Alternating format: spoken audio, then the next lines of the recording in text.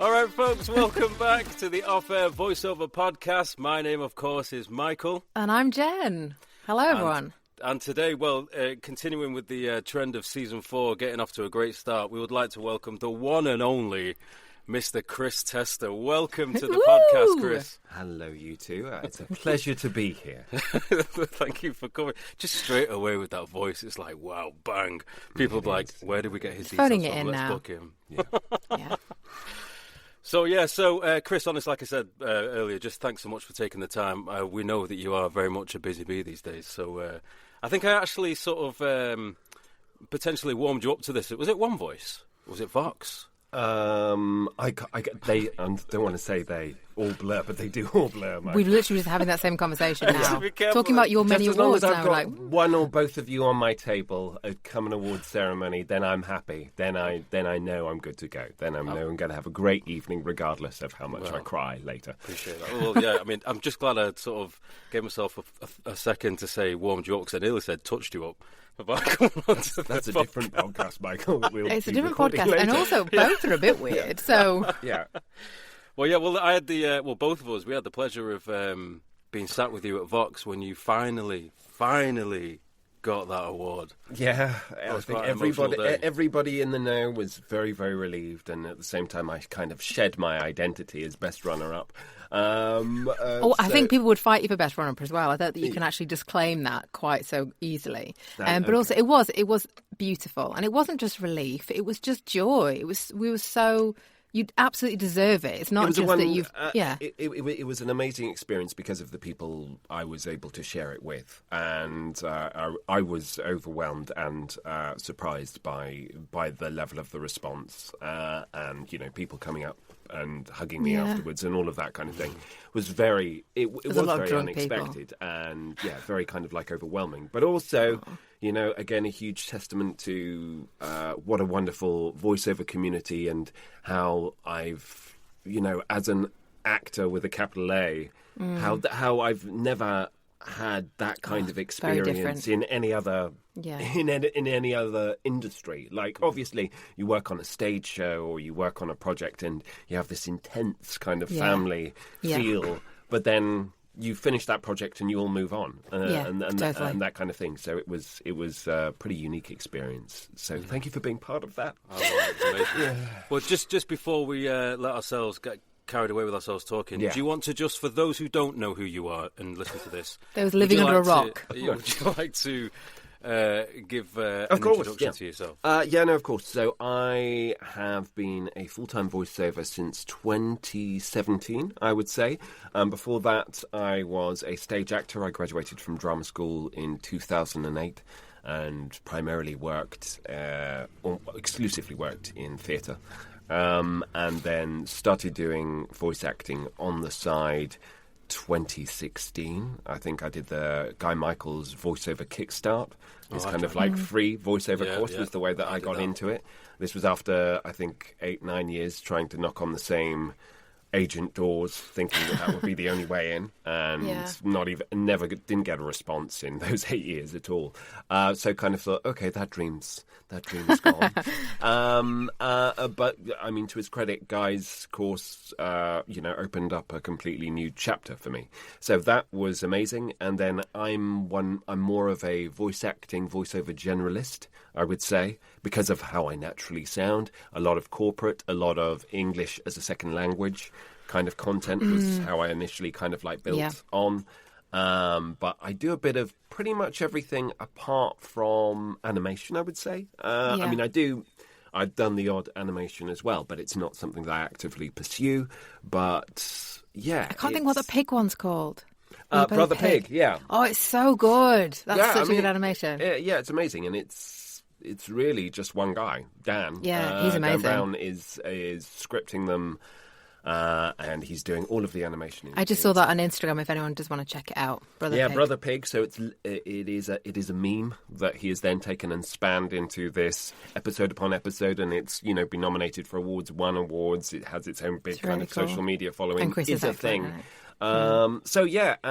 But I'm always surprised about how this career is I'm trying not to use the word volatile. Volatile. How changeable the only word. Yeah, it is, and especially even in the last 18 months for me.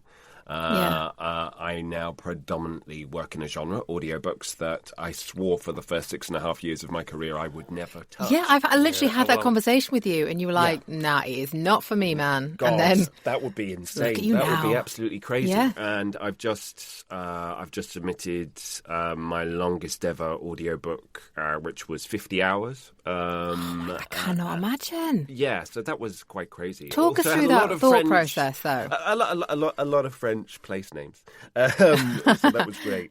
I mean, so what I mean about the actual processes? Like, no, well, the U-turn that you made, like from not doing it or not wanting to do it to being like, this is actually a huge earner for me. Okay, so the short answer was that there's always that one gateway gig. That maybe makes you go, oh, okay, well, maybe. Who knows? Yeah. Crazy. And for me, it was, I received a call from I think it was the Bahamas. No, the Cayman Islands. Cayman Islands as a mobile number, and I was like, this is obviously spam or something. But I don't know. For some reason, I decided to answer. And when I did answer, a gentleman said, hello, I've written this Bible on horse trading in the 1980s, and my son has told me that I need it made into an audiobook. How could you resist? And I've just Googled, I don't know what he Googled, but he just Googled something, not audiobooks, obviously. And I've found you, and can you do it? And what's your rate? And so I was like, is this real? And then I quickly Googled the name that he gave me, and it was like, well, it is a real book. And so I quoted something ridiculous. I quoted, what was it, £600 per finished hour? Which is, probably 3-4 times. I mean, depending on the UK and the US market, but that's a whole other thing. Yeah. So a ludicrous figure. And he said yes far too quickly. So I was like, damn it, I should have said double that. And then I panicked about the fact that I had to do it. I have no knowledge of horses or trading, let alone a combination of the two. Horse trading. I don't even understand what that is. I know. So we're talking about the physical horses themselves being traded, or like horse betting? So a combination of the two. It was basically this gentleman's family, a whole lineage of Irish horse traders. And so how they'd kind of like built their bloodlines as an industry, how they'd invested in it, and then how the industry had responded to money from the Middle East going into the industry as well, and that had completely transformed it and made it into We've got a new podcast now, all about horse trading. And so the first thing was, my way into it was thinking about, I'm interested in football. And then a similar thing about how these very small organizations that are all family run, essentially, then get bought and commercialized. So that was a way in psychologically. And then practically a way in was the wonderful Henry Willard, audio production editor, demo producer extraordinaire, who kind of guided me through the entire process of how I did it. And so I did it, and it was about 12, 13 hours, I think, and he was very pleased. The author was very pleased with the end result. And off the back of that, having been faced by it, I was like, oh, okay, well, maybe don't discount it. If there's the right book, potentially. So that's when I knew what could. But the big change was that basically a lot of writers started contacting me from social media. In terms of the social media stuff that I do, it attracts a lot of different type of work. But the most work that it attracts is writers, self-published writers, especially who would come to me and say, "Yeah, could you do my book?" So I started looking at that. I did a lot of research about the US market, the UK market, because there is this huge price difference that you're not even aware of. The US market pays not quite double, but it depends. And you can't technically discuss exactly what the US market rates are, depending on the publisher. It's all a bit weird. So yeah, but that encouraged me to go to APAC, the Audio Publishers Association conference in New York last year. I met a lot of publishers firsthand there and have kind of built relationships. And in terms of repeat work and actual being able to kind of like build a client base and start to kind of shape what I wanted to do, that seems like an area where I've got a lot of tangible control, whilst at the same time a lot of my corporate work is bottoming out, essentially. Yeah. Is it? I would say, I mean, the lower end corporate is almost completely gone. I mean, because of AI. I mean, that was inevitably going to be the case. And, you know, as someone who, when I first started out, worked on the Fiverr platform almost exclusively just to get money in and through. And a lot of that was very straightforward corporate stuff. Yeah. So that has almost completely disappeared in the last 18 months, I would say. And I always knew it would. The Fiverr stuff or the corporate the Fiverr stuff. I mean, there's still I'm still on there. I'm still with my advertised rates being what they always were. But I knew that I had to reinvest the money that I made from Fiverr in every other aspect of my business so that I could not become dependent on the one platform or the one way of getting. But even with a lot of my kind of direct corporate clients, there's less work, I would say. Would you just on that there, would you say, is that for the more... we're doing the corporate work, is that more like it's more very generic? So there's no like real storytelling involved, not a great deal of emotion. Is it the more generic stuff? I wouldn't even necessarily say that. I mean, yeah, sure, with more generic explainers and that kind of thing. Obviously, the kind of stuff where it's very quickly goes out of date, so it needs to be updated and replaced, and all of that kind of thing, which doesn't require storytelling to a great degree. That goes. But also, you know, I've seen some corporate stuff which does have an element of the emotional or some element of storytelling to it. And the AI can do a good enough job sometimes, I would say, if you get the right track. And if you don't really need to deal in a huge element of nuance, I'll certainly be open in saying I have received projects saying, oh, it's just a guide AI track. And, you know, a year ago I'd have been like, how bad it is. And there are a few times now where I've gone like, I mean, you could use that. Well, this is interesting you say that because nearly all the corporate stuff I get, and Steph as well, they come with AI guide tracks. And they say, can you redo it? And Steph had one on Wednesday. And they wanted her to redo it. And I listened to it and I was like, that's the AI guide track. She's like, yeah. I was like, are you sure?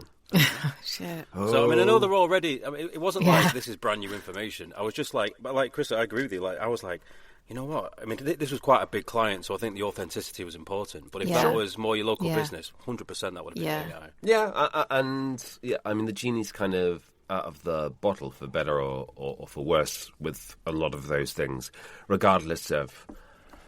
how legitimate, how ethically sourced a lot of these voices are. I mean, so many people just don't care. You would hope that they would, but then they don't. But there seems to be a bit of a shift on that. I've made a note about that to talk about it later. But yeah, I agree. I mean, generally, and there are a lot of certainly the smaller corporate clients that I have. I mean, they're being swallowed by the same platforms that initially just did the AI voiceover. You know, the AI voiceover then becomes like, oh, but we can also, thanks to Sora 2 or whatever the hell next, it's like, oh, we can actually produce the video almost entirely itself because they want to become the one-stop shop for absolutely everything. They'll provide the music, they'll provide the voiceover, they'll provide the script. Yeah. And it won't necessarily be amazing, but it'll be good enough and it'll cost you a tenth of the rate. For the things that are getting churned out, like, a lot. You know, it's the short turnaround. So, off the back of that was one of the reasons why I was like, okay, well, maybe the audiobook thing is something to actively pursue. Firstly, yes, the acting kind of skill set, storytelling, that kind of ticks a lot of boxes. Also, the industry telling me stuff like, people coming out and reaching out to me for that particular kind of thing meant, well, maybe that's something I should lean more into. Yeah. And also being aware of you're always looking for added value. And whereas nobody really cares who voices their commercial and who voices their corporate, people care. People are starting to care who's in their video games. And people are starting, and people are caring to a degree. Some people are caring, like, who voices their audiobooks, who voices their stories as well. There's still that association. We talked about this with Kristen, didn't we, last season? She said, we had a sorry to interrupt you. Just yeah, it's fine. Kristen Pavey, you mean? She was saying that, there is a frustration, like, so Disney or whoever may have a movie that's coming out, and it's a great opportunity for really talented actors to get into the booth and voice those characters, but they'll give it to the A-lister because of the name, and it draws, and she said it's ridiculous. You don't even see these people, and they voice a character largely in their own voice, fine, but the only reason why they're cast is because they are an A-list name that will draw more numbers to the movie, where actually they are not the best fit for the role. Mm-hmm. But I do feel like with audiobooks and audio dramas to a certain extent, that there's a lot of passion behind that, isn't there? The listeners, there's a lot of passion. And if you find a narrator who tells that story, like people, real fans of that, like you, I'm not being very articulate, but I just think people really are passionate about that. It makes such a big difference if you're listening to somebody for hours upon end. Yeah. There's such a skill behind it. If you can buy that emotional investment, that doesn't mean it has to go full parasocial in terms of a relationship. No. But I think people are looking for performance that they're aligned with. That certainly makes a big difference. And so being aware, because I do have a social media following, that's something that I can leverage. Great, fantastic. Yeah. It means that for the projects that I am a part of, I can promote them outside and potentially gain a larger audience for both them and for me at the same time. That's great, wonderful. Yeah. And it's interesting, all the different kind of like niches, so you can get the variety, I find, in a lot of different ways. So I do that is what I am appreciating about this particular change. I'm still doing video games, I'm still doing corporate, I'm still doing commercial. It's just those things have, dissipated somewhat. For a variety of different kind of like reasons. But everybody has different experiences because of how they started out and where they started out from and all of that kind of thing. So I'm only speaking for myself. I do think, though, like there was... I saw a thing the other day that said that Sora 2, its usage is down 99%. Okay. And the reason being, I think it's because the idea of it just being this meme machine, and it just churns out like and then so they did the Star Wars stuff, and then it got copyrighted, and then obviously in the end Disney joined forces and invested like $1 billion or $2 billion into it, and then apparently after that it's kind of tanked a bit because it is literally nothing more than just a meme machine. And I think also, I mean, this is largely personal opinion, but also seeing things that I feel like makes me believe I might have a point. I do think there is a slight transition towards content that does have a human element to it that is kind of being desired a bit more. So I think maybe with the audiobooks, I don't know how you might feel about it, but because there's such an element on... Because it would be easier and cheaper for publishers just get a decent AI voice, blast it all the way through, it'll cost us a fraction of the cost, and send it out. But they won't. They'll get someone like you with the skills and the credibility because you bring so much more to it. And I think that aspect is being seen a little bit more across some other brands. I mean, look at recently, not Pepsi, sorry. Have you seen that girl on TikTok with the Dr. Pepper advert? She went mad viral. She did this video about a month ago. She just put up on Dr. Pepper, I've made a theme song for you, and she goes, and she does this little jingle. Well, it went crazy viral, got like 30 odd million views. Dr. Pepper got on the action, and then they released the actual commercial earlier this week.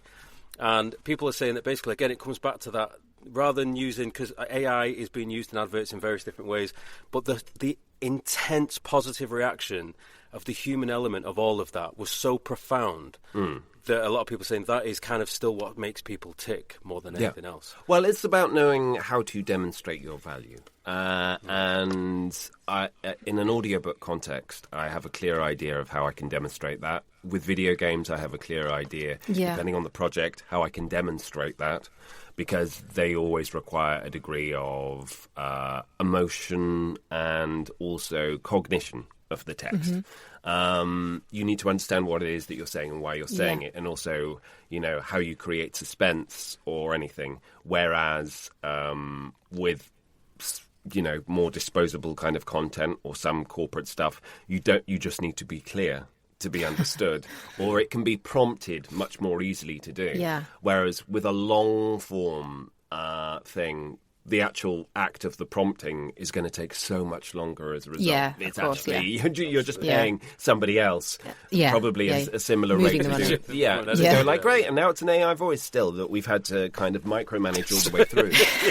So there's literally, we've not even saved any kind of money. I mean, that doesn't mean people aren't going to continue to try to, vomit out this kind of stuff. And, it'll continue to get better, but because it won't understand what it's saying, it's already nice sounding. You can have, I'm sure you could have, any celebrity's voice illegally, narrate whatever book that you would like. So it kind of has to go beyond that. But looking at opportunities for added value, as sickening as a phrase as that really is, I very much come from having a romantic idea of, like, when I trained at drama school, social media still didn't really exist. And so the whole idea of, like, I let my work do the talking. No one needs to know about me or anything. And now I've become not the complete opposite of that, because but, like, I do post consistently. And I'm very clear about what it is that I do and what it is that I like in terms of work and what I'm interested in as an artist. And so to a degree, that is a kind of like stripping away of people maybe more familiar with that work than they are about my actual work, which can be a bit weird.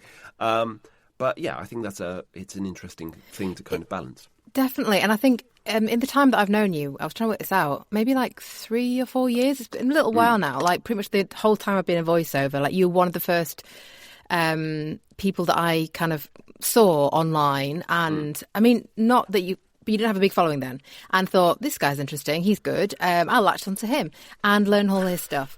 And just one a of the things time that Jen, I know, absolutely, I've been chipping away for 4 years. But I think one of the things I always really admired about you was, obviously you're very talented, but you've always had that big business acumen.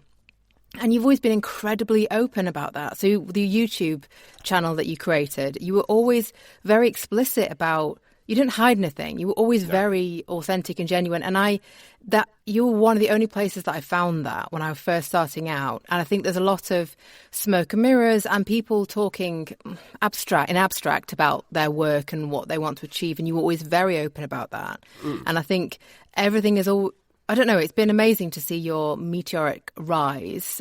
And I think, I know, sorry, but I think a lot of that is around that consistency. I think that's just me digesting my lunch right now. That's all that is. That's like gurgling noise. It's easily confused with a meteoric sure, rise. Okay. Sorry, Jen, go on. No, that was it. That was my slightly embarrassing ramble. With the social, obviously, the social media thing is, I think you have to be one of the most seen voice actors on social media with the followers that you've got across all of them. But like, sorry, everyone. From the off, was like, did you have a clear strategy of like, this is what I'm going to do? I'm going to do it consistently, and that's the game plan. No, not at all. So diversify. I had no fucking idea what I was doing at all. But what I would say is, it's about reframing. So for me, it was never about. I mean, did I pursue, like, how could I use social media? Of course I did. Like, we all have looked at that and you scroll early enough into my Instagram feed and you will see a lot of videos that are not very funny and me trying desperately to mime along to things going, it's a viral thing. So, yes, it wasn't for want of trying. But for me, it was a reframing in terms of the kind of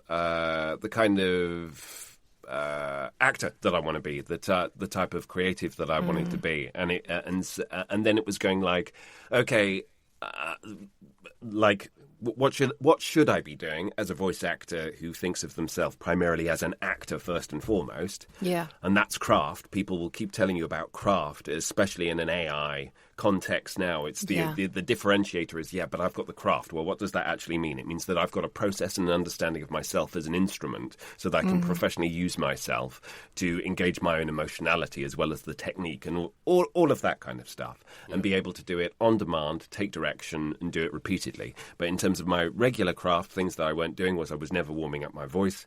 I was never warming myself up emotionally in any respect. And I wasn't exposing myself to new material. I wasn't reading other kind of things, like outside of my own kind of interests. Yeah. So my thing became, first of all, the social media content that I make, which is me recording myself cold reading pretty much anything and everything, was a form of accountability. Yeah. It was a form of accountability. If I post it publicly, then I make myself accountable by it being a public act. If I stop doing it, more people will be aware of it, even though nobody really cares. It was also because it happened during COVID, and it was a way of me. My mum, both my parents, have always been incredibly supportive of my acting career, and over COVID. Because they mainly came to see me in shows, and then they couldn't do that, and we couldn't see each other or anything. So it was literally a way of me being able to post me acting, and my mum see it, and then she would possibly give me notes like ends of words, Chris, thought to the end of the line. That kind of thing, but in a lovely, supportive way. But that's who my mum is. And I wouldn't have it any other way, Mary. So it was that. It was that for emotional connection. There was no stakes other than that kind of thing. And I did that for about 6 months before anything, quote unquote, popped. Yeah. But I did get like it was that was kind of like an active process of like what do I care about? Like, as much as I've done training with the likes of people like Nancy Wolfson on commercial reads, absolutely amazing. I've worked with so many amazing voiceover coaches. Yeah. But I care to a degree about that stuff, but it's not what I'm emotionally invested in. It doesn't excite me. The money attached to that's a different thing. Yeah. But then it's always, well, what's the money for? Well, to live in luxury. Obviously, which of course I don't. But it would also be to have creative independence to make even more stuff. Because my dream would be like to have my own theatre company where I would like cast my mates in plays, cast myself in plays. Every third play, I wouldn't be the lead. You've got to be fair. Only once a year. That's only because you're busy writing yourself in the next one. Yeah, exactly. Or commissioning writers who are far more talented. Yeah, no, that kind of thing. I'm not going to like stick around with any of the difficult stuff. But my dream would be that, and without kind of like financial concerns, just work with people that excite me and who feel as if I'm elevated by and working with material that elevates me in that kind of way. And so that was a really roundabout way of doing it. But once that did happen and there was traction, then you've got to get canny about it. And so that is why I will lean into certain genres or certain things if something goes off, or if there is a particular internet meme or thing. Yeah. Well, maybe you want to lean on that, and maybe you don't. Or even on a political side. Yeah. For whatever reason, I'm not as eloquent about, and so therefore I don't grandstand about a lot of the things overtly that I maybe believe in. But what I will very clearly do is I will select material where the message is very explicit about what I believe in and why it's kind of particularly timely to do that. And people would you do that overtly, just in terms of like, cutting yourself off from a... I mean, like both of you, really. I mean, for myself personally, yeah. But I mean, there's always that's not a yes or no. So it's a spectrum. There's always a grey area of terms of like, yeah, definitely. I've talked about working on the Fiverr platform, which is based in Israel, and lots of people had lots of questions about. That's a double whammy problem for a lot of people, isn't it? It's Fiverr. Yeah, exactly. And the political side of it as well. So. Yeah, exactly. So it's kind of like. there's not like, I don't want to just be like, I'm taking this kind of like stance and I'm everything else is completely black and white at all. But being able to have some autonomy in what you say and how you show. But what I don't do is, like, obviously I've done the odd kind of like talk about social media and that kind of stuff, but I don't want to set myself up as a social media coach. And that's no discredit to anybody who does do that kind of stuff and offer that support. I'm just kind of also acknowledging that there is an awful lot of luck involved in it, really. I do think I've noticed as well. When it comes to social media, I do struggle to some degree not to some degree, for a big degree, with consistency. Yeah, and I've found consistency in a personal passion project, which is football. And what I've started to do is, I think one of my issues I had with social media is only posting when I felt like there was something of relevance to post. Where actually I see these messages sometimes like everything is content. I think I don't think that's necessarily applicable across the board. Like with football, if there's something that's gone on, there is content there. In voiceover, I struggle to find the connection with the same message. Okay. What I have started to become more comfortable with is just expressing myself without really overthinking it. Like, and I'm trying to articulate an example. I can't think of one, but generally, I'd only post on social media if there was something very specific I want to talk about, and after that, I just pull away. Whereas now, I want to try and engage a bit more. And also, as well, you mentioned there about content, I think, which is interesting. So essentially, when you're talking about posting, thinking about what works is, because I know a lot of people, what they do is they just post stuff that they enjoy, that they like, and that's it. Where it's more about, no, you've got to diversify. What does your audience like? If something resonates, do you go down that rabbit hole and keep doing it anyway, even if you don't get a lot of enjoyment out of it? Or there's a fine line. So an example of that working brilliantly is something like Warhammer, which I do love. That's easy anyway, because there's so much material because of the books, especially. But I don't just do Warhammer stuff because it's very easy to become like, oh, he's just the Warhammer guy, and that's all that he kind of like does. So I kind of make sure, okay, one every couple of weeks now. But it's very easy to veer into something else entirely. I do a lot of video game speeches, but I'll be honest, there's still a lot of video game writing where it's kind of like, how much can I shout? And if I've kind of like, unless something really interests me, even if it's not necessarily the material, but it's just kind of going like, there are two different ways of doing this, neither of which may be right, but maybe playing the opposite is the interesting thing and the exercise and the idea, then that's making it interesting for me. Yeah. Even if the material itself, I'm like, I don't care about this because I don't think it doesn't do anything for me at all in any kind of way. I think it's kind of like being aware of those things and knowing when to lean into it, but or even with the romantasy, it's like a huge thing. It's like romance is the biggest growing kind of genre in audiobooks right now, and it's kind and it's kind of striking that balance between, there are guys who just have the sexy voice, whatever that is. It's not that, but you know, who like, and they make amazing careers out of that. Yeah. I've done some romance stuff, and I also do have a pseudonym for dark romance kind of like stuff, which I didn't really understand what it was until I'd already signed a 3-book contract for something, and then I was like, wow, okay, that's quite dark. Do you feel uncomfortable doing that? Are you kind of okay with it?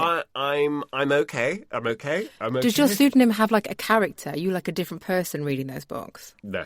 It's just you. No. Okay, sexy times. No, God no. Oh God, that was scary. Yeah, that would be scary. That would not be sexy in any way, shape, or form. You learn very quickly how to find out. Because you can't read an entire book before saying yes or no. Yeah. So you need to find out what keywords to search for very quickly to go, okay, where does consent come up here? Yeah, okay. Yeah, or, pick a word, any word. There's just so much stuff I don't think about. Yeah, because otherwise then you say yes to something and then you get 250 pages in and you go like, oh, this is potentially non-consensual. Okay, that's not for me. Yeah, that's not a judgment thing, but that's not for me. Yeah, I would say it is a judgment thing actually on my behalf. Yeah. But so that is also a tricky thing in terms of like placement.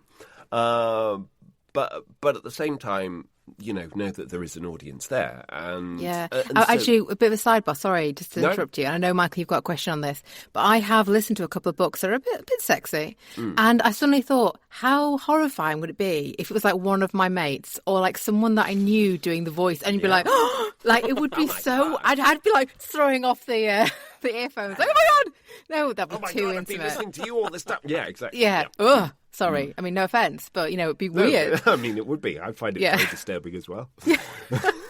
But that must happen. That must happen. There must be people, like, I mean, I don't know. Like, I'm sure if you're working in the industry, you make absolutely sure. Yeah, okay, yeah. Okay. Has Michael been tempted into this particular subgenre that I'm really interested in? Well, basically, so what I've done is I've started doing my own sleep stories. Okay. And I thoroughly love it. And I had a message on Wednesday, and somebody asked me if I would consider doing erotic novels. Mm-hmm. And, even the way you said that was erotic novels. Like you were pairing. It's an audition right there. When I do my sleep stories, I'm very close, and it's all nice and friendly, whatever. But it's all nice and friendly. That is not nice and friendly. Until it gets erotic. Yeah. No, that's not a very good example, at all.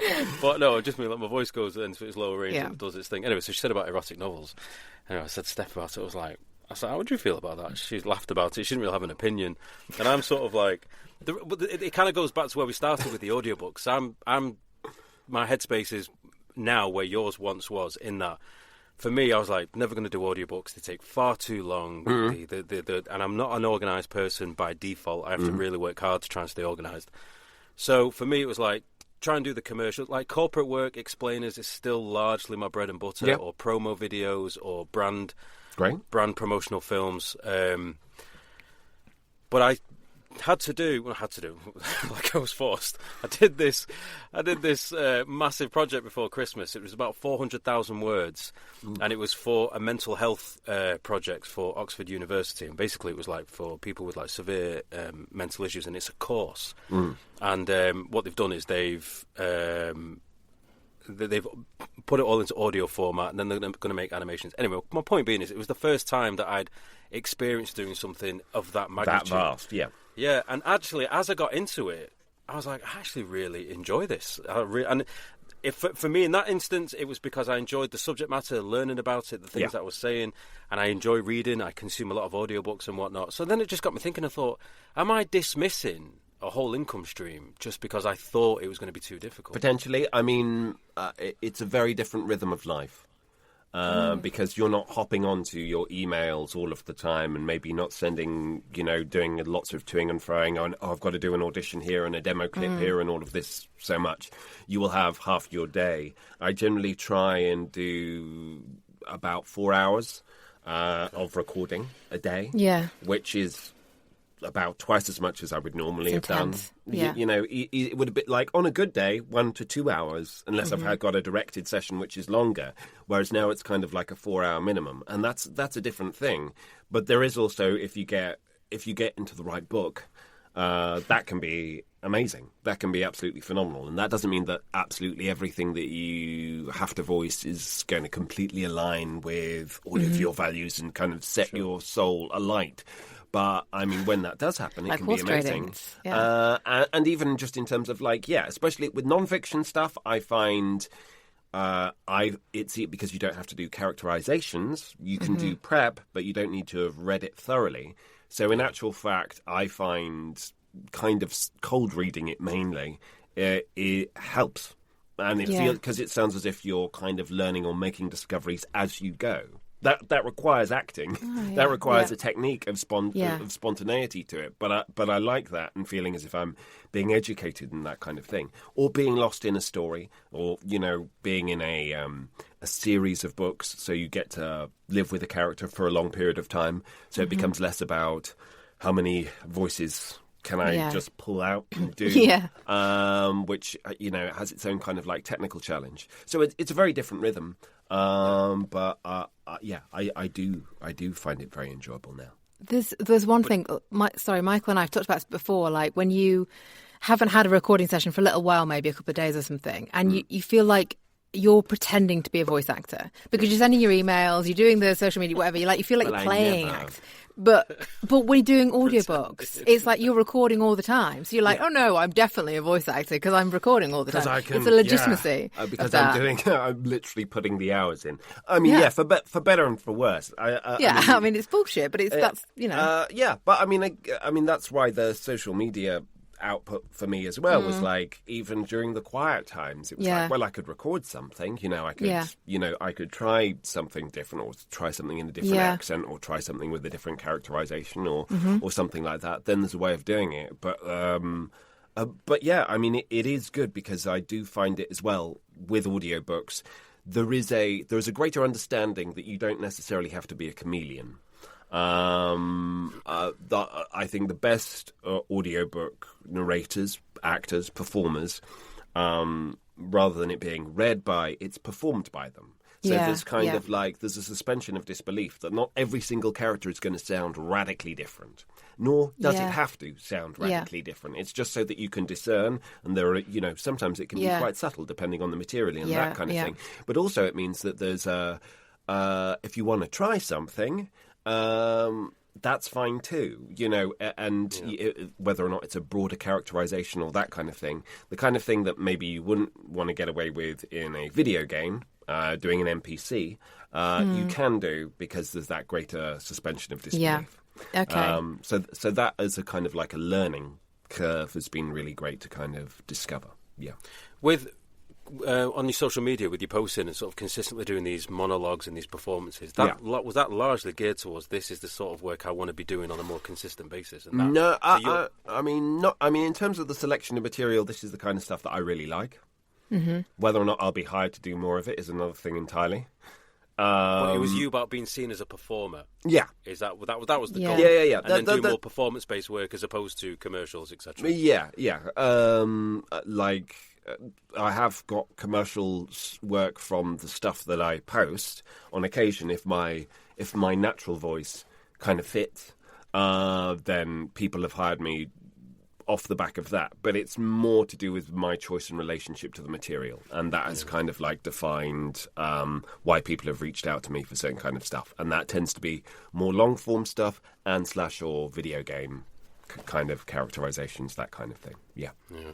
Would you say in this day and age, I think this, I do think this is a thing, but with things changing like AI, would you say that now more than ever it's important to look to diversify as opposed to just doing the corporate work, the commercial work and whatnot, and try and expand what you can do within the industry because of things that are changing? I mean, I think it's always like you need to keep working on yourself and whatever your performance skills are and your flexibility. Yeah. I mean, how that looks, in the future, it's like it's tricky to know because everybody has different skill sets that will lean into particular kind of like genres. But yeah, if you're just because you're comfortable now, have some awareness of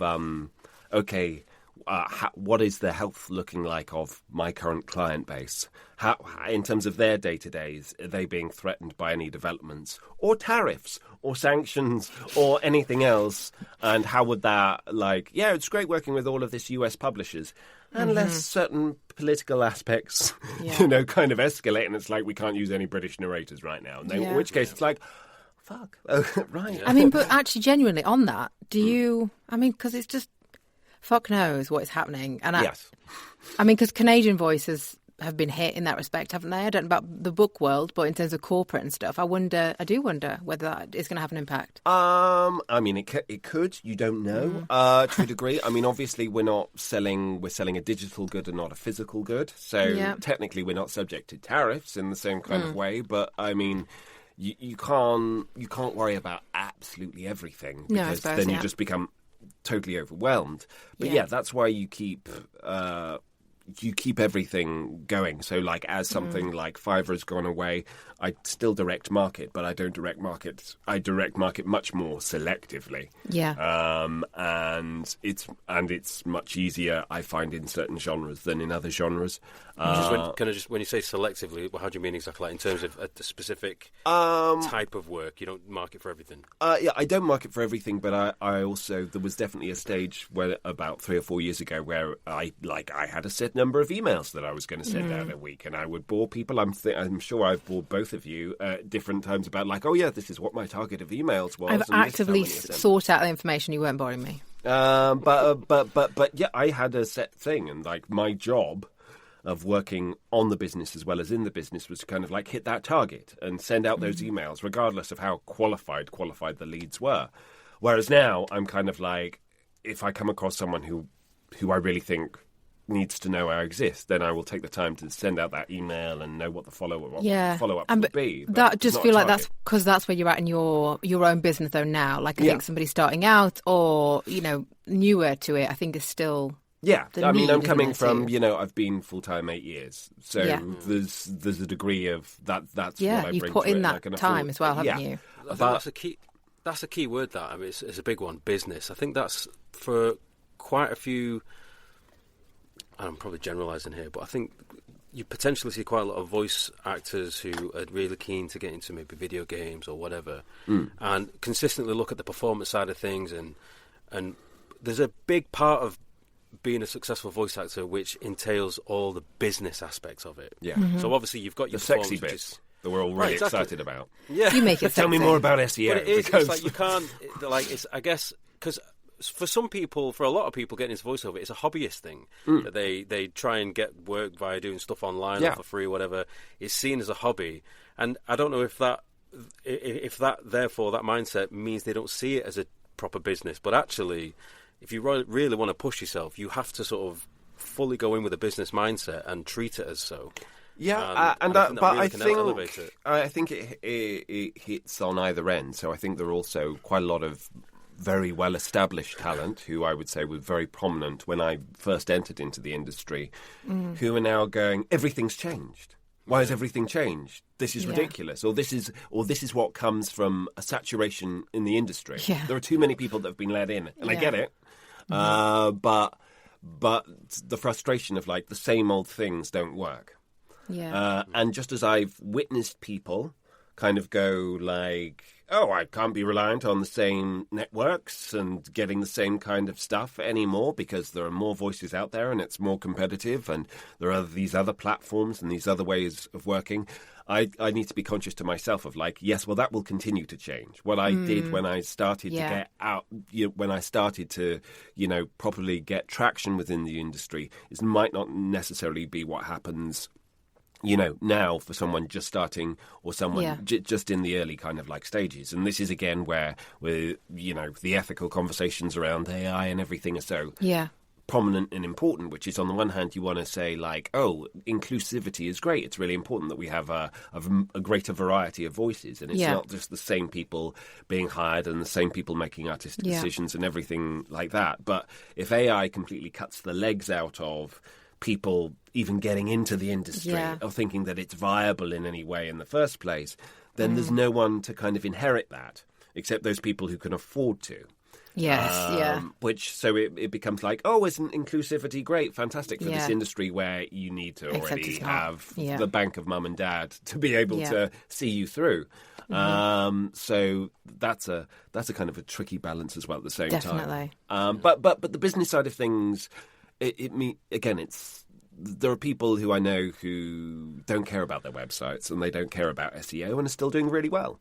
I would say those people are few and far between. Though.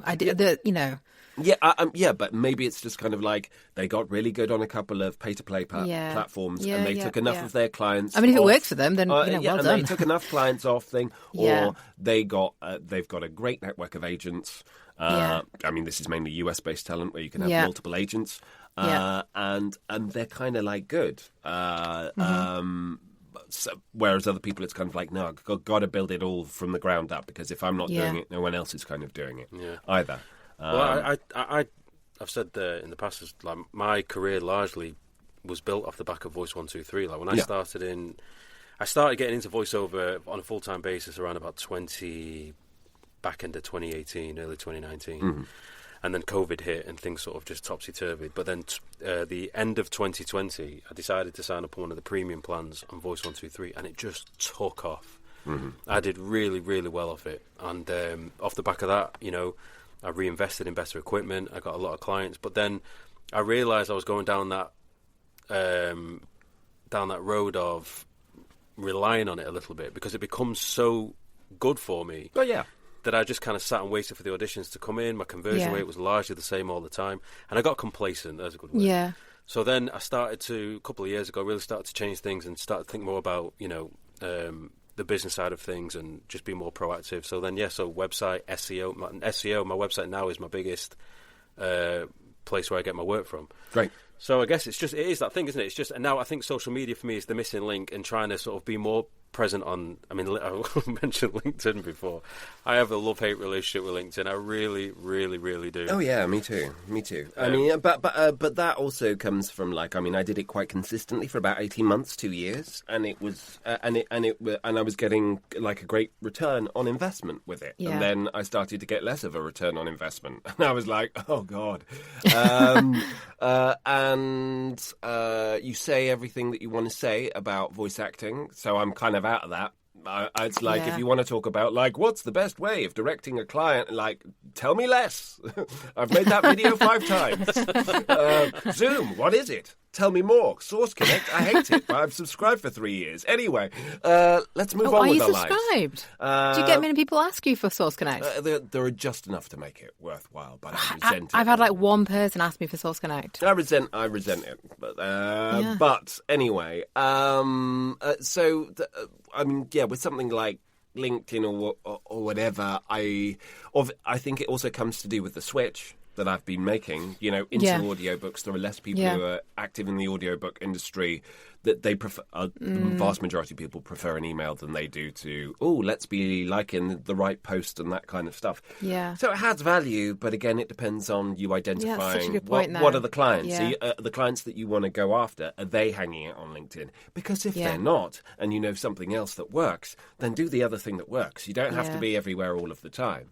And I'm kind of like, I'll post once or twice on LinkedIn maybe right now, but I'm not just going to go like, no, I need to lean in hard on the quantity just for the sake of it, because it just becomes deathly, really, and that's not a lot of fun, because I am interested more in having an actual conversation with someone rather than going like, that's a really great point about when hiring a freelancer. It just makes me want to vomit. And everybody's kind of like nodding and circle jerking essentially, and you just go like, what have we learned here today? Absolutely fucking nothing. Great. Yeah.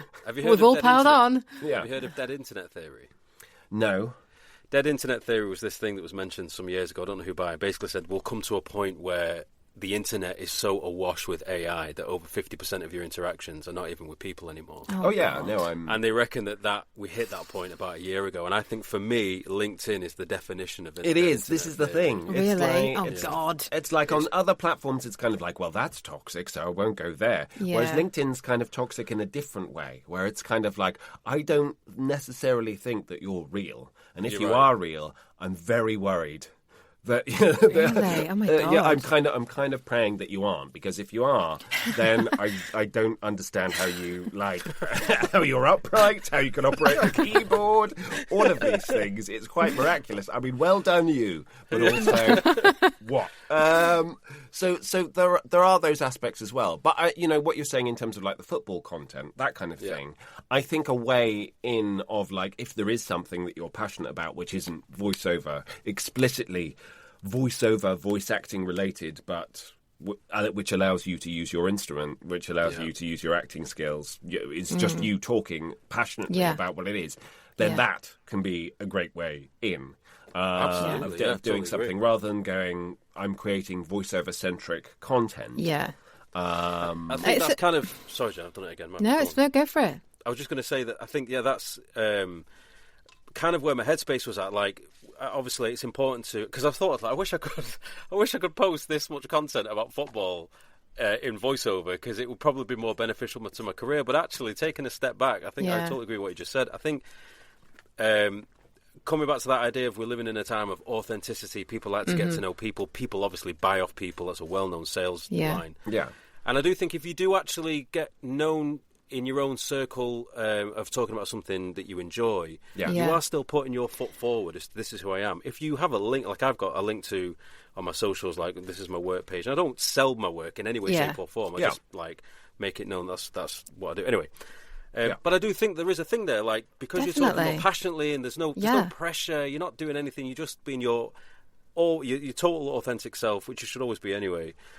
You don't really realise where that could potentially go. Well, each one of my social media videos always ends with, this is where my website is. It doesn't go, buy now. Need a voiceover. Or any of that kind of stuff. But it's just like, but I am here. You slip it in. So here it is. And it's true, like, if you, can think of some kind of, like, Manchester United-centric content that you really want to make, or whatever, then that could be amazing because there's nobody else that's doing that. And how much would you want to be associated with Man U? Like in terms of like you be the voiceover guy for Man U, and then people, if you do start to build up a following, then they know you as that guy, that voiceover who talks about Man U. Like, I mean, like in a space of what I started doing it properly on TikTok.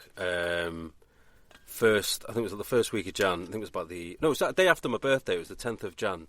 I've only done about 15 posts and I've amassed like another 400 or 500 followers off it on TikTok. Yeah. So then I started a YouTube page doing slightly longer form videos, like 15, 20 minutes. Then I clip those up and then put those out onto the socials. And it's the clips that generate the views and the follows. Yeah. But I just thought, I just love it. And because there's no pressure, I just do it because I enjoy it. But I have had people ask me questions about my work. Have you worked with football teams? Would you be able to do this? Like, and they give me like, super low ball offer and I've politely rejected. Yeah. But it just got me thinking, I was like, actually, without even thinking about it, you're promoting yourself. And you're not even doing it in the space where you think you need to promote. You know what I mean? So I guess it's just opening my eyes more to being creative with how you present yourself, how you market, how you potentially find works. That's always the end goal. Yeah, because, I mean, you want to...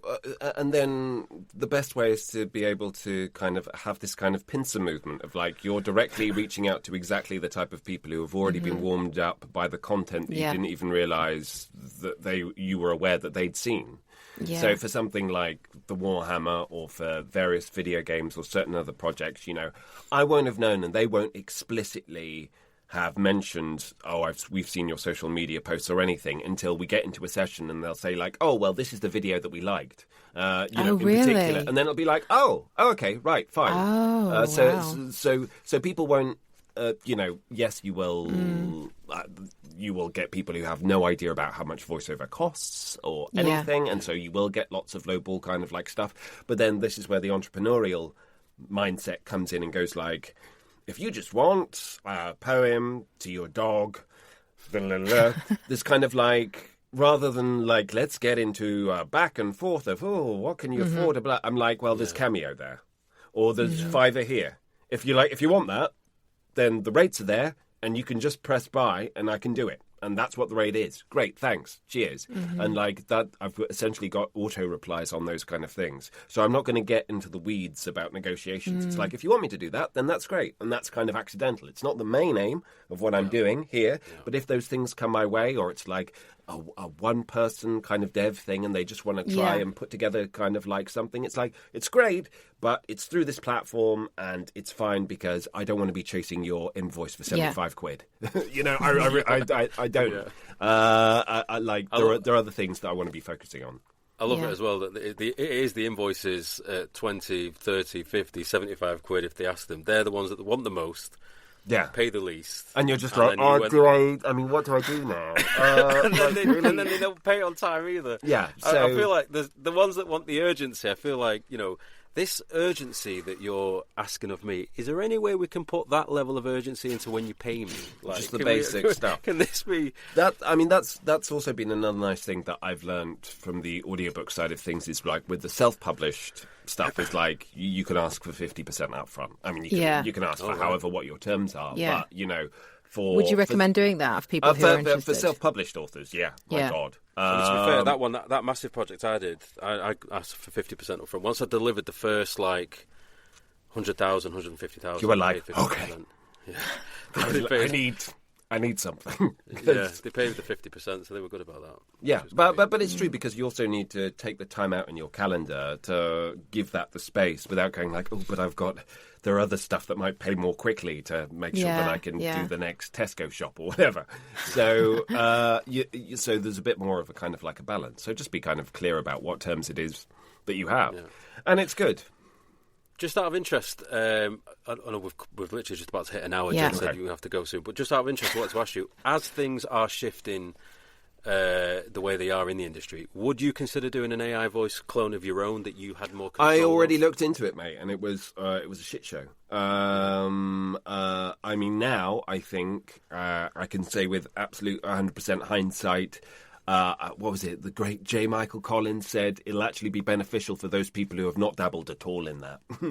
I think it looks better to go like there is not an AI version of my voice available, guaranteed. Okay, I think that purity is like better. Exclusivity. Yeah. I talked with a variety of different platforms about 2-3 years ago, including 11 Labs, about like how is this viable? How might this work? That ended up with maybe for like a 3-month period where my voice was available on 11 Labs for certain content with certain provisos and caveats, but it was like it wasn't financially justifiable in any way, shape or form. And you still can, even though they put safeguards in, it wasn't really. And like there were ways around it and that kind of thing. And so now, whereas it was kind of like, well, maybe this is a great tool and maybe there would be a great way behind it. Essentially, I don't think the developers are aligned. Like their priority isn't facilitating voice actors' careers. Their priority is like how many billions, if not trillions, can we end up selling this amazing technology, regardless of how it was sourced or created, onwards. Because it's like, for me, what would be an absolute no-brainer is kind of like, could you do kind of like an autocorrect thing?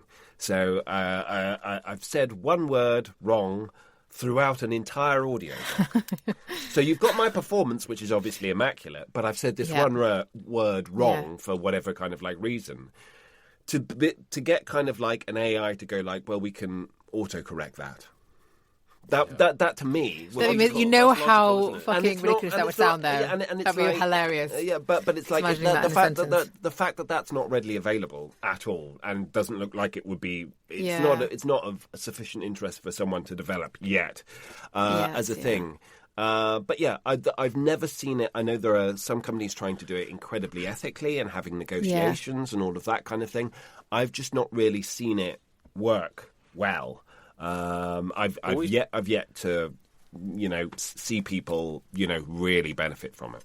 Yeah, we had Rolf on in the last season, and we talked about it.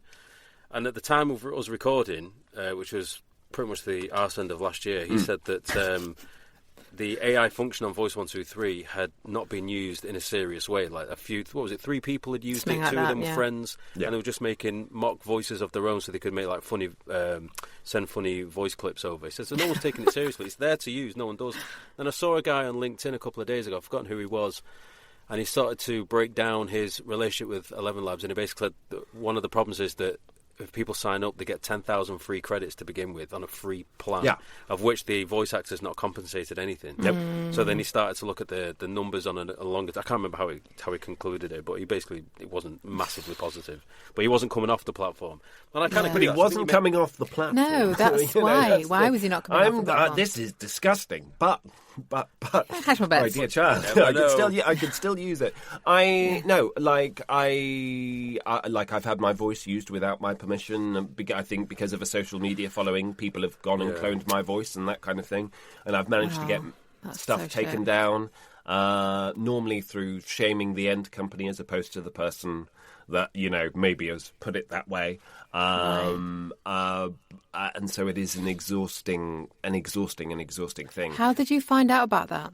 Someone just shared it with me and was just like, said, is this your voice? Is this your thing? Yeah. And I'm like, yeah, it is. No, they don't have permission. Great. Right. I did have a link that I can't find. I was looking before to see where I put it, but I did see a link that said that there is...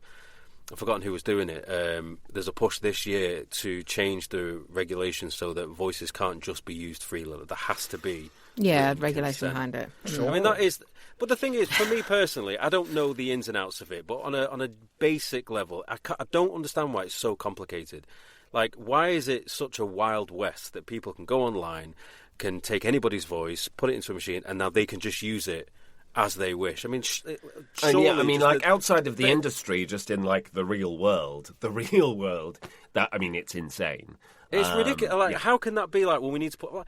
It's not that complicated. You are using somebody's voice without their permission in a way that they have not expressed any kind of desire to be a part of. So logic would say, well, you can't do it. And I've always argued the only time regulation probably will come in quicker is when it's the celebrities and the big IPs and they're losing money. Yeah. That's when they're like, oh, we need to do something about it. And normally they'll just settle privately instead. It's like... Yeah. But I mean, they are doing celebrities, aren't they? It's just that it's not... And they're settling people aren't with losing them privately. Money. Yeah. So there still has to be a test case for it to be like, okay, no, someone's actually willing to go, rather than reaching...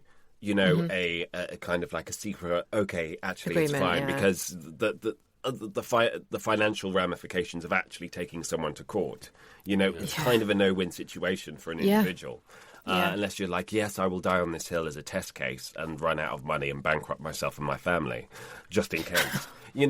So that there is necessarily that kind of tension. But I would say that like having absolutely no association with an AI voice now is probably going to be more of a positive than a negative thing of like, sure, there may be some big companies who go like, oh yes, an AI version of your voice would be really useful for X, Y, or Z kind of like reason, like on an individual test case. Like I auditioned for, was it Gemini to be one of the default kind of voices, and I feel of it as being a kind of like a blessing and a curse, because it's like, yes, it's a lot of money, but it's not anywhere close to kind of like, oh, that will mean I could retire. Yeah. It means I could maybe not work for a year. And so it's not enough. So it's finding again those other ways of the human connection, the associations that need to be the thing rather than just the voice. All the experience that comes with it. Yeah, when I think like, I know we have to go, so I'll make it brief. But I do think that, I totally agree with that. And I think as we move into a different territory now, I mean, look at like TikTok Shop is like this ginormous thing that's exploding, and it's people like, it's like live shopping like QVC, but on TikTok. Yeah. And again, it's because of the human interaction. So I think whilst AI obviously is not going anywhere and it's going to come form more part of our lives in, how we consume content, etc., I do generally think there is. Like, it's like with you, Chris, with your performances. People, this younger generation growing up don't really know much better than AI voices because they've just heard it on social media apps. No, it's fine. But then suddenly they'll hear you do performance and go, wow, I felt that. And that's the difference. It's like, is this what we're missing out on? Because I prefer that. Yeah, slight shift. Yeah, and I think, things do come first circle. I mean, there's lots of people talking about, like, going non-digital, or you're putting away your phones for the year, and I don't have a smartphone anymore, or anything else like that. So I think again, hence why the kind of it has to be quality over quantity in terms of all of your marketing efforts as well. The whole there are still people out there going, yes, you should be emailing 1,000 people a day, but it's fine because it's automated, and it's just how much shit can you throw at a wall before something sticks? And it's like, well, maybe one day for one guy that worked, great, sure, but now I think increasingly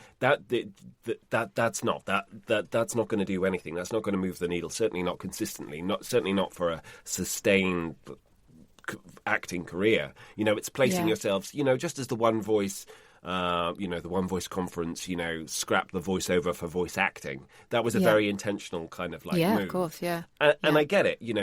That's where the emphasis really has to be. That doesn't mean that everybody needs to be declaiming Shakespeare and everybody needs to be passionately moving into video games and voice acting, but they need to be very clear about what it is that they are offering, which is, innately human, and whether or not that's in their performance, and whether or not that's also in what they're known for outside their platforms, and why people get enthused about being associated with those things at the same time. So you're kind of like, coming at it from both angles.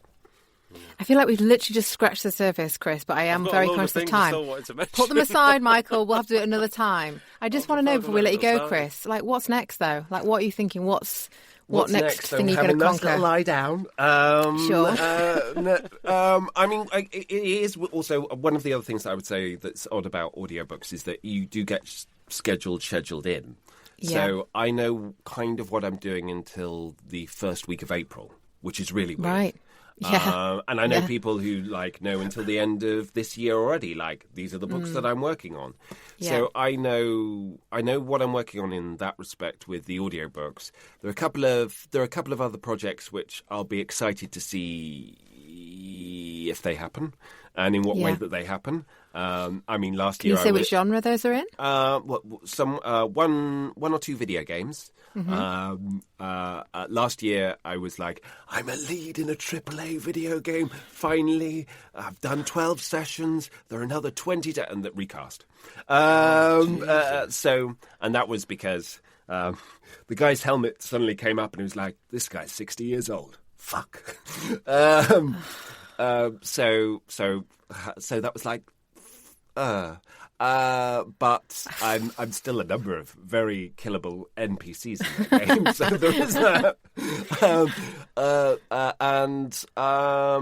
And some also kind of more kind of content creation things tangentially, I suppose as well. Looking at kind of collaborations. So there are a couple of channels that I'm going to be helping out with. Oh, cool. And so that's exciting. But otherwise, your guess is as good as mine. Like 18 months ago, I hadn't recorded an audiobook and I swore that I never would. So I want to kind of remain open and see how things kind of go. It's just coming to terms, being at peace with the process, which is the most difficult thing for, I think, all of us. I like at the end of last year, potentially, I've got a wonderful voice agent in Emily from VoiceFox, and I got a bit kind of overwhelmed of I'm not enjoying the opportunity to act because I felt there's always. As soon as you get the agent, it's like, yeah, but I'm not booking for the agent. Oh, fucking hell. I can't win. Great, fantastic. Yeah. And, last year was a good year in that respect. But, had some big opportunities and then had the games where you go, I'm fucking made for this. This is great. One where they were we specifically requested Chris Tester to audition for it. Yeah. Fucking tumbleweed. Absolutely not. No, not even on a recall stage. Fantastic. What did I do wrong? And at that stage, it did come to a point where it's I'm so focused on the end result as opposed to the how can I, the process and making it good and making it healthy. And so the last couple of months have been trying to reclaim that a bit. And what the wonderful Neil Newbond said, I think other actors have said before, but on one podcast he was saying he thinks of his audition. It's not the job, but it's that's his opportunity to play the character. Yeah. Okay. Yeah. So the main focus is kind of even if the only opportunity I get to play this character or read this extract or whatever it is, this is it. This is my opportunity to show what I would do. It's kind of doing that on your own terms rather than the whole. But what do they want? Yeah, what do they want? How can I second guess? Because that way, madness lies. So that's a very long answer to I have no idea what's going on. Really. It was a great answer. Yeah. It was a great answer. Listen, Chris, thank you Oh, tremendously no, absolute pleasure, guys. This was, we said before we started, for those that are listening, for this season, we really wanted to try and come away from structured episodes and it's not about casting. We just wanted to have chats, conversations, see where it takes us, and I genuinely feel we hit the nail on the head with that. So thank you for that, because I thoroughly enjoyed the ebbs and flows of the conversation and just going down different avenues, and it was really interesting to learn some stuff as well. So yeah, loved it. Well, lovely to see you. Thank you very much. Look forward to seeing you. Are you either of you both? Well, Jen, I know you're going to One Voice. What about you, Michael? Have you decided, or are you? You're going to wait till the nominations, darling, and then be like... Yeah, so I kind of... we'll see. I sort of dived into the nomination, the award thing at the last minute, so I was going to swerve it, but I've given it a go. If I get nominated, maybe. We'll see. I'm not quite sure yet. Because obviously, I don't know. There's variable factors. There's a few different things. Maybe. We'll see. Wow. Okay. On an extremely awkward note. Such an international man of mystery. It's just because Steph's birthday always falls on that weekend. Oh, okay, She's right. not as bothered about You should have going. left it. Leave the mystery. Sorry. Yeah. People can make up like the spy. You've got a There's mission. more to it, but I will leave it there. There's more than voiceover. That's what you're saying. Okay, right. Sure. Thanks again, Chris. Really listen, appreciate thanks very it. much for sticking with us, folks. Chris, thanks again very, very much. And, folks, we'll see you... well... I'll definitely keep that in, Michael. I can tell you that much. We'll And this is why we finish early. Yeah. Right, I'll leave it there. Cheers, folks. See you then. Bye-bye. Bye. Bye-bye.